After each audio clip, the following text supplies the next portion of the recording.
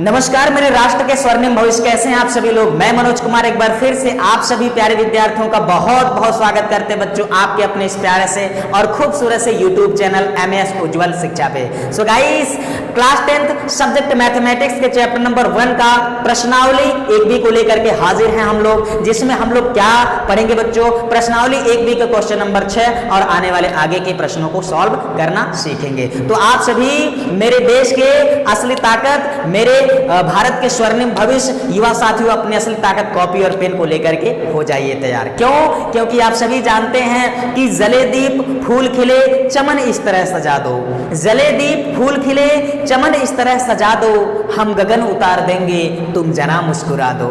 ऐ समय के चांद तारो ना समारो मेरा जीवन, ऐ समय के चांद तारो ना समारो मेरा जीवन, मेरी आरज़ू यही है मेरा देश जगमगा दो। सो बच्चों, इस पंक्तियों को देश के नाम समर्पित करते हुए चलिए स्टार्ट करते हैं प्रश्नावली 1B का क्वेश्चन नंबर 6 और आने वाले प्रश्नों को सॉल्व करने के लिए। देखिए तो छठवां प्रश्न क्या है बच्चों, दिया गया है यदि 120 और 225 का एचसीएफ जो है 15 है, तो 120 और 225 का आपको क्या निकालना है, एलसीएम निकालना है बच्चों। इस चीज को आप बहुत ध्यान से देखिए, सीधा एकदम बेसिक कॉन्सेप्ट हम आपको बता देते हैं, डायरेक्ट आपको कुछ करना नहीं है। क्या कर जानते हैं हम लोग, एलसीएम अगर निकालना है तो दोनों संख्याओं के गुणनफल में एचसीएफ से भाग दीजिए, और एचसीएफ अगर आपको निकालना है तो दोनों संख्याओं के गुणनफल में एलसीएम से भाग दीजिए। मतलब कि क्या, सबसे पहले आपको करना क्या है, एलसीएम निकालना है 120 और 225 का।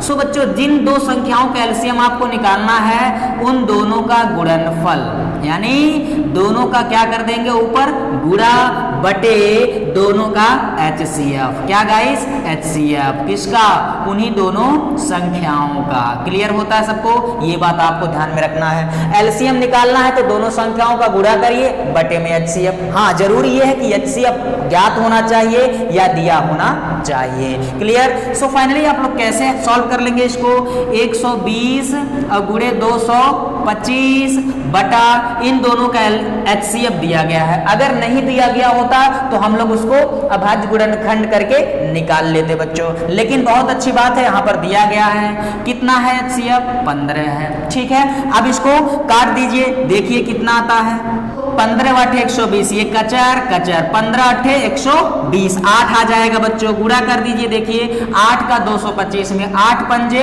40 को 0 हासिल 4, 8 दूना 16, 4 20 को 0। ठीक है, हासिल 2, 8 दूना 16 और 2 18। लो जी, कितना आ गया बच्चों, 1800 आ गया। अब इससे छोटा, इससे आसान कोई सवाल हो सकता है कि नहीं, बिल्कुल भी नहीं हो सकता है। फटाफट स्क्रीनशॉट लो, क्वेश्चन नंबर 7 को हम देखते हैं अब क्या है बच्चों। सो देखिए बच्चों, क्वेश्चन नंबर 7 क्या दिया है, आकृति दी गई है। आकृति में x और y दो अज्ञात राशियां हैं जिनका मान आप सभी को ज्ञात करना है। ठीक है, ये आकृति दी गई है। दरअसल इसको बच्चों गुणनखंड वृक्ष कहते हैं। क्या कहते हैं, गुणनखंड वृक्ष कहते हैं। और इसके बेस पर जो कॉन्सेप्ट था बेसिक, वो बेसिकली हम लोगों ने इससे पहले 7वें वाले लेक्चर में जनरली हम लोगों ने इसको देखा हुआ है। बहुत से बच्चे आप लोगों में से सॉल्व कर लिए होंगे, जो लोग नहीं कर पाए हैं उनके लिए ये छोटा सा पैगाम, देखिए कैसे हम लोग निकालते हैं इसका सॉल्यूशन। जनरली हम लोग बताए थे बच्चे, हमने बताया था कि यहाँ हम त्रिकोणीय श्रृंखला की तरह बात करते हैं। यानी ये जो तीन दिख रहा है ना, 1 से 2 निकले 3, ठीक है, और ये 3 दिख रहा है। तो ऐसे में ऐसे त्रिकोणीय श्रृंखला को आप उठाएंगे जिनमें 2 का मान आपको ज्ञात है और तीसरा उसमें अज्ञात है, तो फाइनली आप उसको आसानी से ज्ञात कर सकते हैं। जैसा कि मैंने बताया कि अगर मान लीजिए इन तीनों को आप ले लेते हैं तो कोई दिक्कत नहीं, एक समीकरण मिलेगा, लेकिन वहां न एक स्टेप में x का मान निकलेगा और न ही y का मान निकलेगा। लेकिन अगर आप इसको ले लेते हैं बच्चों, तो यहाँ इन त्रिकोणीय श्रृंखला में 2 ज्ञात है, 1 अज्ञात है। तो ऐसा कहीं मिले कि 2 ज्ञात 1 अज्ञात, फटाक से उस पर पहले स्टेप लगाओ और तुरंत आपको मिल जाएगा कौन, जिसका आप लोग इंतजार कर रहे हो। सो फाइनली कैसे निकालेंगे, यहां पर क्या होगा, पहली चीज मैंने आपको बताया था बच्चों, ये दो डालियां निकली हुई हैं, शाखाएं निकली हुई हैं, ये दोनों शाखाओं का गुणनफल जो होता है इस मूल संख्या या मूल पद के बराबर होता है। मतलब ये जो यक्स होगा इसका मान, इस यक्स का जो मान है इन दोनों के गुणनफल के बराबर होगा, यानी 3 गुणे 7, यानी x बराबर 7 त्रिक 21। क्लियर होता है। अब इससे आसान तो भैया कुछ हो ही नहीं सकता। हो सकता है बाबू? बिल्कुल नहीं हो सकता। चलिए दूसरा, अब इसमें देख लीजिए, इसी तरह से यहां त्रिकोणीय श्रृंखला में लगाएंगे तो इस मूल पद या मूल संख्या y का मान जो होता है वह इन्हीं दोनों 4 और x के गुणनफल के बराबर होगा। क्लियर है। 4 गुणे x का मान हम लोगों ने हाल ही में निकाला है, कितना है? 21 है। क्या करेंगे? गुणा कर लीजिए, तो 21 चौक कितना होता है? 84 होता है। क्लियर। तो फाइनली ये आ जाएगा 84, 84 आ जाएगा। अब बताइए इससे आसान कुछ हो सकता है क्या? बस इतना कॉन्सेप्ट आपको निकालना है, ध्यान में रखना है बच्चों कि इसका मान इन दोनों के गुणनफल के बराबर, मतलब ये जो दोनों हैं इसके गुणनखंड होते हैं, ये जो दोनों हैं इसके गुणनखंड होते हैं, यानी इतना बराबर ये दोनों का गुणनफल, इतना बराबर ये दोनों का गुणनफल। यही बेसिक कॉन्सेप्ट है जिसको आप हमेशा ध्यान में रखोगे, और इस टाइप के आगे भी प्रश्न है 2-1, उनको आप पूरी तरह से नेस्तनाबूद कर सकते हो बच्चों। क्लियर होता है सबको? चलिए फटाफट स्क्रीनशॉट ले लीजिए। अब हम क्वेश्चन नंबर 8 पे आते हैं। तो बच्चों क्वेश्चन नंबर 8 आपके स्क्रीन पर क्वेश्चन पढ़ें आप लोग। 18 और 117 के HCF को 18m-117 के रूप में दर्शाया गया है। m का मान ज्ञात कीजिए, साथ ही 18 और 117 का LCM ज्ञात करना है आपको। ठीक है, लेकिन इससे पहले एक बात और ध्यान रखें आप लोग, जो क्वेश्चन नंबर 7वां सॉल्व किए हैं बच्चों, उस तरह से क्वेश्चन नंबर 12 को और क्वेश्चन नंबर 14 को आप हल कर सकते हैं। बोलो बात समझ में आता है? तो चलिए अब क्वेश्चन नंबर 8 के सॉल्यूशन को देखते हैं बच्चों। क्वेश्चन नंबर 8 जो दिया गया है, उस 8 को जो प्रश्न विस्तृत रूप में दिया गया है उसको अगर संकेत के रूप में हम लिखना चाहें तो ऐसे लिखेंगे।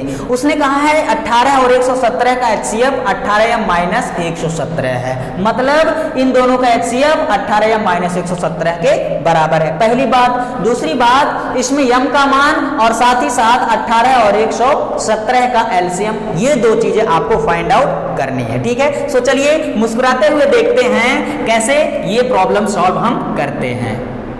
ये जो क्वेश्चन नंबर 8 है बच्चों, क्वेश्चन नंबर 8 की तरह एक और क्वेश्चन आप लोगों ने पिछले वाले लेक्चर में सॉल्व किया है, जिसमें x अज्ञात था और x का मान आप लोग को निकालना था। बिल्कुल वही कॉन्सेप्ट यहाँ पर लगाना है, वो शायद 5वां प्रश्न था। उसी कॉन्सेप्ट को लगाते हुए इस प्रॉब्लम का सोल्यूशन आप ज्ञात कर सकते हैं। आप में से बहुत से बुद्धिजीवी स्टूडेंट आप जैसे हैं बच्चों, जिन्होंने इस प्रॉब्लम को सॉल्व कर लिया होगा, लेकिन फिर भी देखिए अब कैसे करते हैं। उसमें हम लोगों ने क्या दिया था, ये 18 और 117, ये जो दोनों संख्याएं, फर्स्ट ऑफ ऑल इनका हम निकाल लेंगे क्या? HCF। क्या बच्चों? HCF। तो आइए 18 और 117 का HCF निकालने के लिए सबसे पहले हम इन दोनों का निकालते हैं अभाज्य गुणनफल। ठीक है, कैसे निकलेगा? कितना होगा बच्चों? देखिए ये हो सकता है 2 तिया 6 तिया 18। क्लियर। 18 को 2 तिया 6 तिया 18 लिख सकते हैं। बोलो बात समझ में आया? आते हैं 117 को। ठीक है, तो इस टाइप से बच्चों आप इसको आप लिख सकते हो। 117 का अगर अभाज्य गुणनखंड करें तो क्या होगा? 3 से कटेगा क्या? 3 तिरैया 9 हो जाएगा। ठीक है, 27 3 9 27। ठीक है, अब 3 से 3 1 कम 3, 3 त्रिका 9 और ये हो जाएगा 13 1 कम 13। क्लियर। सो इसको हम जैसा कि ऑलरेडी लिख लिए हैं, छोटा सा 2 गुणे 3 गुणे 3। क्लियर। 18 का अभाज्य गुणनखंड और 117 का अभाज्य गुणनखंड क्या होगा? 3 गुणे 3 गुणे 3। ठीक है, 3 त्रिका 9, 13 9 117। इसको बच्चों आप ऐसे भी लिख सकते हो घात के रूप में, 2 गुणे 3, यहाँ 2 बार है तो 3 की घाते 2 लिख सकते हो, और यहाँ 2 बार है 3 की घात 2।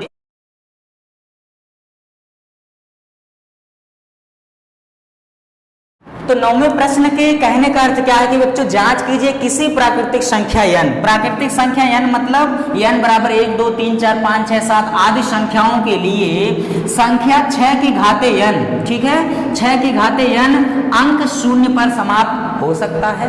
क्या कोई ऐसी प्राकृतिक संख्या n है जिसके लिए इसकी जो विस्तार है वो अंक 0 पर समाप्त हो सकते हैं? आइए उसकी जांच करते हैं। इसका जो बेसिक कॉन्सेप्ट होता है बच्चों, अगर किसी संख्या के अभाज्य गुणनखंड में 5 कौन 5 सम्मिलित हो या किसी भी संख्या का अभाज्य गुणनखंड 1 5 अगर है तो फाइनली वह 5 से विभाजित होगा या हम कह सकते हैं कि वह शून्य पर समाप्त हो सकती है। ठीक है, होगी कि नहीं होगी ये श्योर नहीं है, लेकिन संभावना है। वह संभावना कब होगी, संभावना कब हकीकत में बदलेगी बच्चों, जब इसके साथ 2 आ जाए सम संख्या, या 2 के अलावा 4 हो, ठीक है, या 6 हो या 8 हो आदि ये सम संख्याएं हैं। तो अगर किसी भी संख्या के अभाज्य गुणनखंड में 5 और कोई एक सम संख्या जैसे 2 या 4 या 8 उपस्थित हो बच्चों, तो उसका जो गुणनफल होगा वह शून्य पर समाप्त होगा। जैसे 2 5 10 और 5 चौके 20, 5 छक्के 30, 5 आठे 40 आदि आप देख रहे हैं कि ये शून्य पर समाप्त होते हैं। बोलो बात समझ में आया कि नहीं। अब देखिए बच्चों 6 की घाते n का जो हम लोग करेंगे अभाज्य गुणनखंड, उसको क्या मिलता है जरा उसको देखिए। 6 की घाते n को लिखा जा सकता है बच्चों 2 गुणे 3 की घात कितना, बोलो n, या इसको लिखा जा सकता है 2 की घाते n गुणे 3 की घाते n। बोलो बात समझ में आया।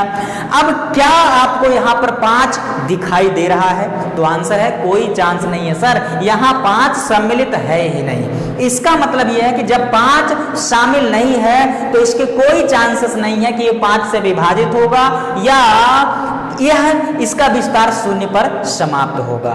बोलो बात समझ में आता है। अब लिखेंगे चूंकि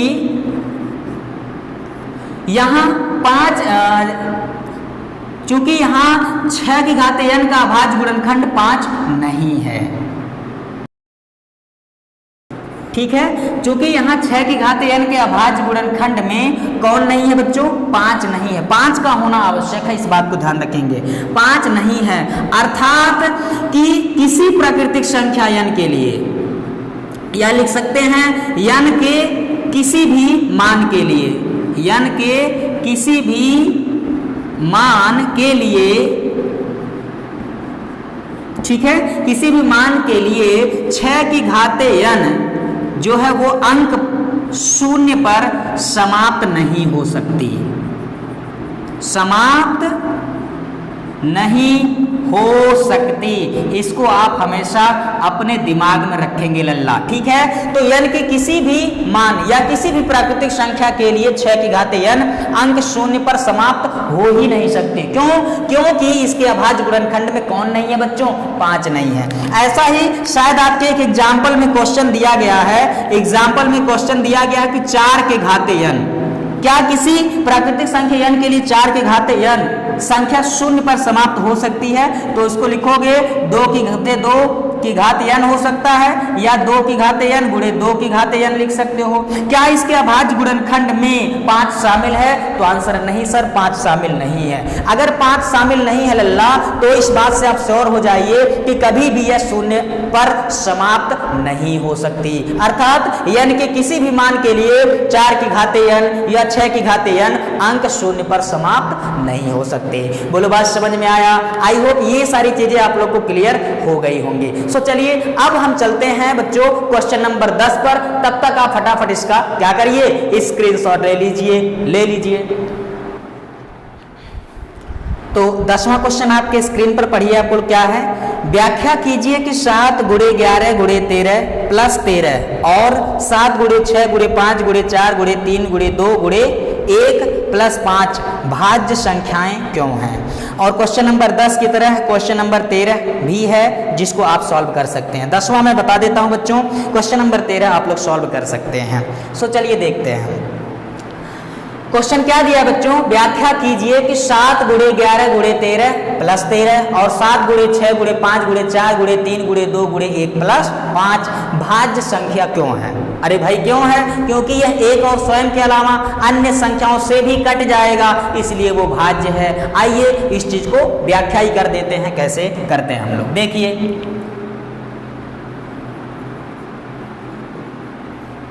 पहला जो दिया गया बच्चों को क्या है, 7 गुणे 11 गुणे 13 प्लस 13, ठीक है। अब बताइए आप लोग कि इसमें कितने पद हैं।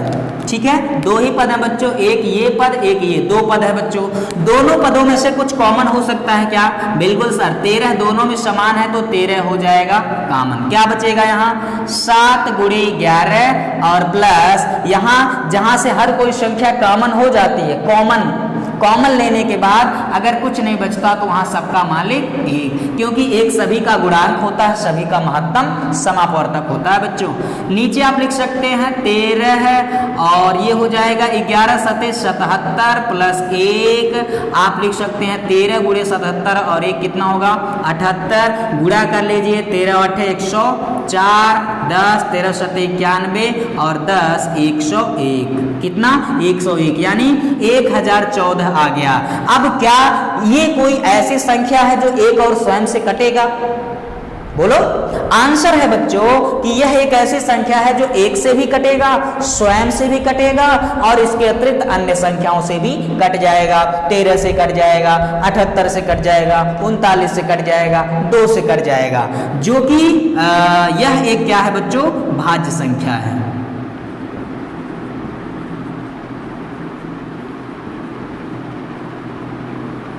ठीक है, अतः यह क्या हो गया? एक भाज्य संख्या है। तो इस तरह से हम लोगों ने इस तरह को क्या किया? इसको निपटा दिया, बल्ले बल्ले हो गया।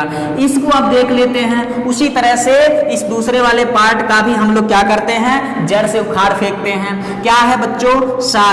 7 गुणे 6 गुणे 5 गुणे 4 गुणे 3 गुणे 2 गुणे 1 प्लस 5, ठीक है, बराबर।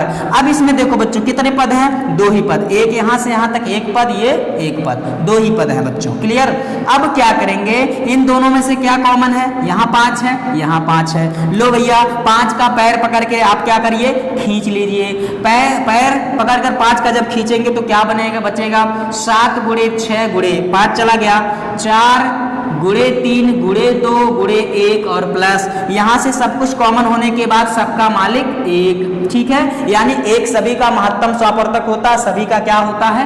गुणांक होता है।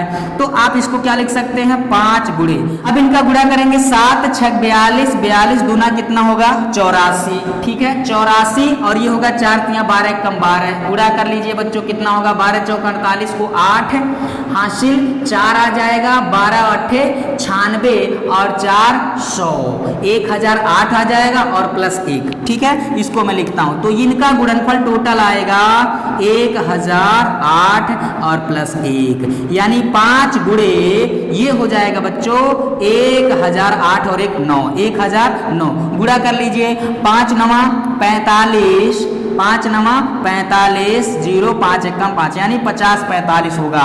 अब सवाल यह कि क्या यह अभाज्य संख्या है? तो इसका आंसर नहीं, यह भाज्य होगा। क्यों? क्योंकि यह एक से कटेगा, स्वयं से कटेगा और इसके अलावा अन्य संख्याओं से भी कटेगा बच्चों, इसको आप ध्यान में रखेंगे। अतः यह एक भाज्य संख्या है। क्लियर? आई बात समझ में? एक बात और जिसको आप ध्यान में रख सकते हैं, डायरेक्ट आप बता सकते हैं बच्चों, यहां से देखो ये 13 और 13, इन दोनों पदों में से 13 कॉमन हो जाएगा। तो जो संख्या कॉमन हो जाए इसका मतलब वह महत्तम समापवर्तक हो सकता है। इसका मतलब ये हुआ कि वह संख्या 13 से विभाजित होगा, अर्थात इस संख्या का परिणाम ऐसा आएगा बच्चों जो 13 से पूर्णतः विभाजित होगा। इसका मतलब ये हुआ कि यह संख्या पूर्णतः कट जाएगा, मतलब ये भाज्य है, ऐसे ही बता सकते हैं। इसी तरह से इसको भी आप क्या कर सकते हैं? बता सकते हैं बच्चों कि यह क्या है? भाज्य संख्या। लेकिन ये आप ध्यान में रखेंगे। सो आई होप आप लोग को समझ में आ गया होगा। फटाफट स्क्रीनशॉट ले लीजिए। सो इस वीडियो में बच्चों इतना ही। इस टाइप का एक और क्वेश्चन है जिसको आप सॉल्व कर लेंगे, और आगे भी 2 क्वेश्चन ऐसे हैं जिनके टाइप का क्वेश्चन पीछे हम लोगों ने समझ लिया है। तो आप इस प्रश्न आगे वाले प्रश्नों को पूर्णतः सॉल्व कर सकते हो। नहीं सॉल्व कर सकते कोई बात नहीं, कमेंट करके आप बता दीजिएगा।